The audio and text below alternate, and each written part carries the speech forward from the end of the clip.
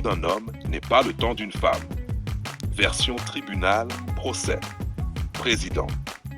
Nous sommes réunis pour juger une réalité. Le temps d'un homme n'est pas le temps d'une femme. Le tribunal se lève. Silence. Acte 1. L'accusation. Procureur. Je demande au tribunal de constater une vérité simple. Un homme peut attendre, mais il ne doit pas attendre indéfiniment. Le temps d'un homme est un temps de décision. Il a un rythme, un projet, une trajectoire. Il avance, il construit, il ne vit pas dans l'attente. Une femme, elle, vit dans un autre rythme. Elle se prépare, elle hésite, elle se transforme. Et parfois, elle n'est pas prête. Pas aujourd'hui, pas maintenant. Alors oui, elle peut dire pas maintenant. Et demain dire je suis prête. Mais ce n'est pas un droit, c'est une possibilité. À acte 2, la défense. Avocat de la défense. Votre honneur, je demande de reconnaître que la temporalité féminine est un labyrinthe. Un labyrinthe de blessures, de peurs, de conditionnements. Elle n'a pas tort de ne pas être prête. Elle n'a pas tort d'avoir besoin de temps. Elle n'a pas tort d'avoir ses saisons. Mais ce que je demande au tribunal de comprendre, c'est que l'homme ne peut pas se perdre dans ce labyrinthe.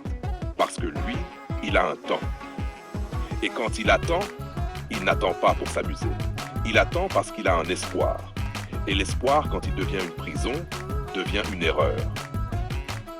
Acte 3, les faits. Les faits sont simples. L'homme a donné.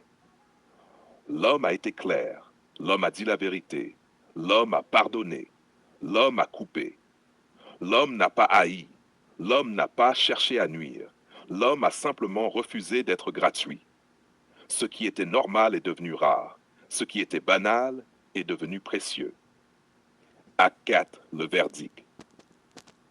Le tribunal reconnaît que la normalité est rare, la vérité est rare, le respect de son propre temps est rare.